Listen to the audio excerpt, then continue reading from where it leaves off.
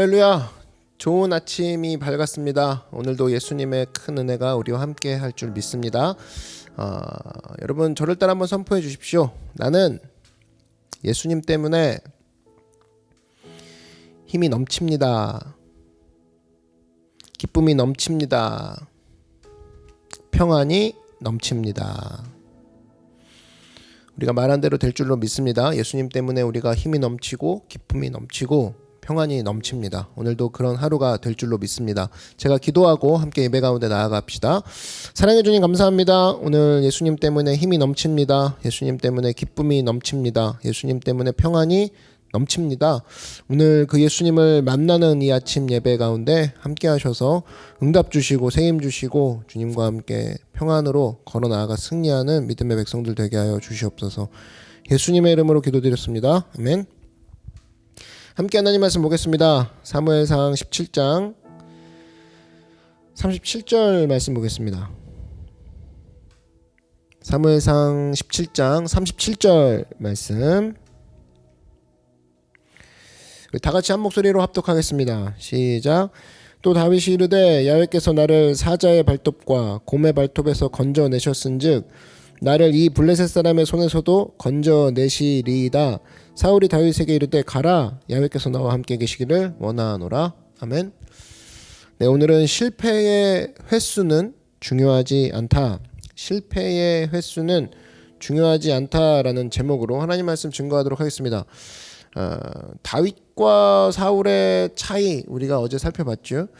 다윗과 사울의 차이를 우리가 살펴봄으로써 인생 가운데 나도 다윗처럼 돼야지, 나도 사울처럼 실패하고 하나님 앞에 멀어졌을 때도 얼른 돌아와야지, 이런 교훈을 얻을 수 있습니다. 오늘 메시지를 통해서도 사울과 다윗의 차이점이 무엇인가, 또 사울과 다윗은 어떤 부분에서 하나님께 기쁨이 됐고 또 어떤 부분에서 승리와 실패를 겪었는지를 한번 살펴보는 시간 갖도록 하겠습니다. 이겁니다. 다윗이 하나님께 기쁨이 되었던 이유는 실패 속에서도 하나님께 뛰어갈 줄 알았다라는 거예요. 여러분 그거 아세요? 다윗도 실패했고 사울도 실패했던 적이 있어요. 둘 다 실패했습니다. 사울 같은 경우는 언제 실패했습니까? 아말렉 다 죽이라는 거 안 죽이고 자기가 다급하게 예배를 드려버렸죠. 사무엘이 오기도 전에. 이거는 샘플로 2개 뽑았을 뿐이고, 이거 말고도 여러 가지 위기 상황이 오면 사울의 위기 멘탈은 어때요? 위기 때 멘탈리티는 사람들 의식하면서 하나님 말씀 무시해버립니다. 우리 가운데도 사울 같은 사람 있죠. 평소에는 말씀 잘 들어요. 근데 꼭 중요한 거 하라고 할 때 목사님 말 안 듣고 하나님 말씀 안 듣고 기도 안 하고 딱 정해버리고 다시 하나님 말씀 듣겠다고 할 때는 평상시. 사울이죠. 사울이랑 똑같은 거예요. 사울이 그랬다는 거예요. 그렇다면 다윗은 실패 안 했냐? 다윗이 범죄가 한두 개입니까? 도망다니면서 결혼했죠. 갈 때마다 결혼하고, 그리고 밧세바랑 간음하고, 우리아 죽이고, 인구조사하고, 압살롬 자기 아들한테 쫓겨다니고, 여러 가지 문제가 있지 않습니까?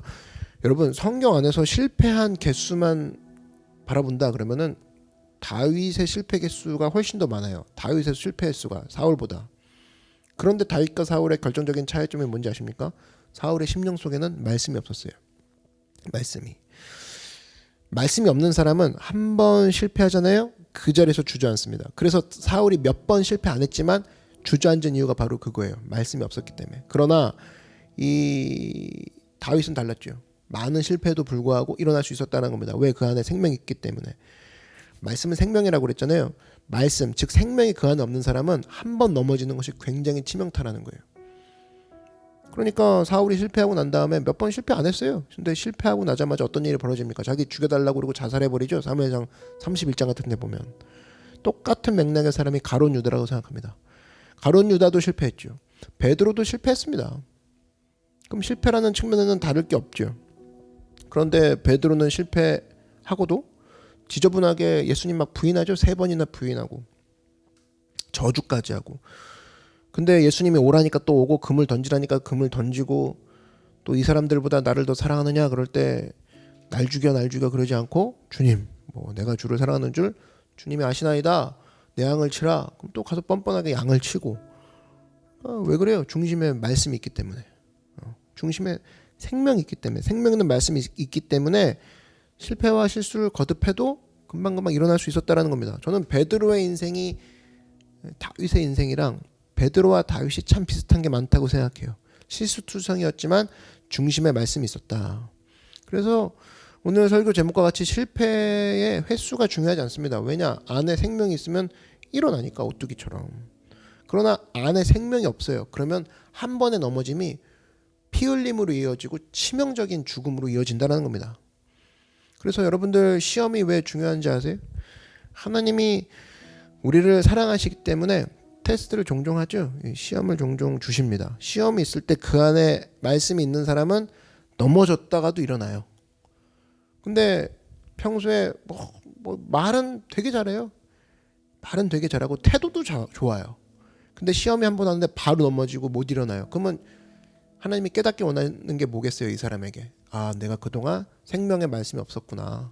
입만 살아 있었구나. 행동만 있었구나. 그거 깨닫는 거죠. 코로나 때가 그래서 전 그런 의미에서 되게 좋은 것 같아요. 자기가 내 안에 생명이 있는지 없는지를 금방 알 수 있죠. 뭐 누누이 얘기하죠. 교회가 쫓아갈 수 없고 뭐 체크를 해요. 목사님이 뭐 물어를 봐요. 안색이 왜 안 좋니 요즘. 뭐 얼굴을 봐야 알죠. 그럴 일이 없잖아요. 그러니까 온전히 내 안에 생명이 있는 사람, 말씀이 있는 사람은 넘어졌다가도 일어나. 누가 넘어지지 말래요? 넘어져도 돼요. 그러나 그 안에 생명이 있으면 일어나니까. 근데 자기가 아는 거죠. 아, 생명이 없구나. 내가 그래서 넘어지고 이렇게 정신 못 차리고 해롱해롱 계속 얻어 터져서 짓밟히고 있구나. 말씀이 없으니까 못 일어나는 거예요. 그래서 일어서는 체험이 중요합니다. 넘어지는 체험도 중요하지만 일어서는 체험이 나에게 있느냐. 그럴 때 느끼는 게 뭐예요? 이 사람이 넘어졌어요. 근데 일어났죠. 그때 느끼는 게 뭐예요? 아, 그래도 내 안에는 하나님의 말씀이 있었어. 하나님의 말씀이 나를 살리셨어. 이것을 느끼는 거죠. 그래서 새벽 예배가 중요한 거예요. 매일 뭐 밤마다 우리가 느낄 때 뭐 승리했어 오늘도 이렇게 뭐 하면 좋겠지만 그렇게 잠을 못 잘 때가 있죠. 아, 나는 왜 이럴까? 뭐 나에게 오늘 왜 자꾸 이런 일이 벌어질까? 실패했어. 내가 잘못했구나. 후회했어. 그렇게 눈물로 아니면 머리 복잡하게 잠자는 사람도 있다고. 대부분일 거라고. 그럼 다음날 뭐예요? 또 일어나잖아요. 말씀으로. 그 새벽 예배를 통해서 작은 언덕에서 승리할 줄 알 때 나중에 협곡과 같은 에베레스트 산과 같은 것을 정복할 줄 아는 거죠. 여러분 일어서는 체험이 중요한 겁니다. 그래서 말씀이 없는 사람은 아무것도 아닌 일에 쓰러지고 자살까지 이어지죠. 왜? 사울이 자살했던 이유는 자기 자신과 자기 자신을 둘러싼 세계가 전부였기 때문에 그냥 쓰러져 버리고 바로 자살로 이어지는 거예요. 자기 자신이 무너지고 그리고 자기 자신을 둘러싼 세계가 무너져 버리면 그것으로 아무것도 없는 사람, 그게 바로 사울이었다는 겁니다. 그래서 죽음을 택하는 거죠. 이상한 것도 아니죠. 그러나 다윗은 어땠습니까? 자기와 자기를 포함한 자기를 둘러싼 세계는 상대적인 거예요. 자기에게 있어서의 절대적인 것은 하나님 말씀이었다는 거예요. 그래서 자기도 무너지고 자기도 타버리고 주변 상황도 타서 없어졌어요. 근데 여전히 남아있는 게 뭐가 있어요? 말씀이 남아있다고. 그러면 사는 거라고. 그래서 밧세바와 넘어졌을 때 얼마나 창피했겠습니까? 어디 가서 얘기할 수도 없고. 압살롬 자기 아들이에요. 아들놈이 자기를 죽인다고 쫓아올 때 얼마나 창피해요. 왕인데. 그죠? 특별히 사무엘상 30장에 나오는 시글락 사건. 아말렉이 와가지고 처자식들을 다 끌고 갔죠. 그래서 수십 년간 고생했던 것들이 하루아침에 날라갔던 그런 상황입니다. 그리고 그 당시 신부는 왕도 아니죠. 간신히 뭐 400명 600명 모아갖고 이제 뭐 뭔가 좀 해보려고 하는데 하루아침에 다 무너진 거라고. 거기다 자기 부하들이 돌 들어가지고 하극상 내리치려고 하고. 그러니까 말 그대로 광야에서 15년에서 20년 정도 고생했던 모든 것들이 제로로 돌아가는 시간이죠. 아무것도 없죠. 여러분 광야 되게 좋아하죠. 그래서 나는 지금 광야입니다. 뭐 저를 훈련시키고 계십니다. 다윗이 그랬다니까요. 광야 생활을 하고 이제 좀 빛을 보려고 할 때 제로로 돌아간 사건, 시글락 사건. 그럼 여러분 분통 터지는 사람이 있을 거예요. 그동안 했던 광야 생활은 뭐냐고. 광야 훈련 뭐 저 사랑한다고 그러지 않았냐고. 그랬을 거라고. 근데 이 다윗이 그런 상황이었다니까요. 광야 생활 마지막쯤에 닥쳤던 엄청난 시련. 이제까지 쌓아왔던 광야 훈련이 제로로 돌아간 시점, 시글락 사건. 만약에 다윗의 마음 가운데 하나님 말씀이 없었다 그러면 다윗은 자살했을 거예요. 그러나 그에게는 남아있는 것이 있었습니다. 전부 다 자기를 떠나고 부하들도 돌로 자기를 치려고 할 때 우리 삶에 있는 모든 것들이 사라지는 순간 그때 사실은 마지막 남아있는 게 진짜거든요. 여러분 안 그래요? 여러분의 모든 것들이 다 사라졌어요.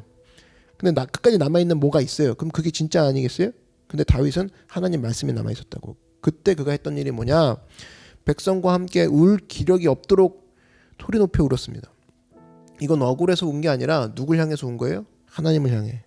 백성들이 와서 돌로 쳐 죽이자 할 때 뭐라고 돼 있어요? 다윗이 크게 다급하였으나 그의 하나님 야훼를 힘입고 용기를 얻었더라. 그리고 다시 일어났다라는 겁니다. 이게 하나님 말씀 듣는 하나님 백성의 특징이라는 겁니다. 저도 그렇고 또 여러분도 그렇고 실패를 경험해봤을 겁니다. 지금도 실패 가운데 있는 사람이 있을 거고 실패하지 않는 사람이 어디 있어요? 어제 낙심을 경험하지 않는 사람이 누가 있겠습니까? 아니 요번 주 내내 실패와 낙심을 그냥 짬뽕으로 계속 겪고 있는 사람이 있겠죠? 없을 수가 없다고. 있다고. 그때 다 사라졌을 때 잿더미가 되었을 때 삶의 잿더미에서 뭐가 남아있는가? 내 안에 하나님의 이름이 남아있는가? 그러면 그거 귀한 인생이라는 겁니다. 다시 일어서는 능력의 체험을 날마다 예배를 통해 하나님 말씀을 통해 서 있는 여러분들에게 주의 이름으로 축원합니다. 그래서 여러분 믿음은 다른 게 아니에요.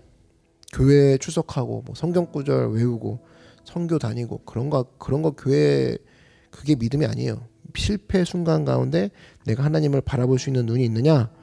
또 그러면 그 사람이 일어서는 사람이라는 거예요. 오늘도 여러분 삶 속에서 하나님 말씀이 중심이 돼서 실패 중에도 자살 충동이 아니라 내가 하나님 바라보고 일어서겠습니다. 다 사라지고 없어져도 하나님 말씀이 그 잿더미 가운데 서 있는 사람, 그 사람이 되기를 주의 이름으로 축원합니다. 나같이 고개 숙여 기도드리겠습니다. 사랑해 주님 감사합니다. 실패의 잿더미 속에서도 하나님의 말씀이 남아있는 우리가 되게 하여 주시옵소서. 언제나 우리가 사울의 모습이 아닌 다윗과 같이 모든 상황 속에서 모든 실패 속에서도 하나님만 믿고 의지하며 승리하는 따라 나아가는 우리 모두가 되게 하여 주시옵소서. 삶의 시글락에서 승리하는 우리가 되게 하여 주시옵소서. 예수님의 이름으로 기도드렸습니다. 아멘. 오늘 말씀을 생각하면서 우리 주님의 이름 한번 부르고 다 같이 통성으로 기도하겠습니다. 주여 사랑해 주님 감사합니다. 하나님 우리 다윗과 같이 삶의 시글락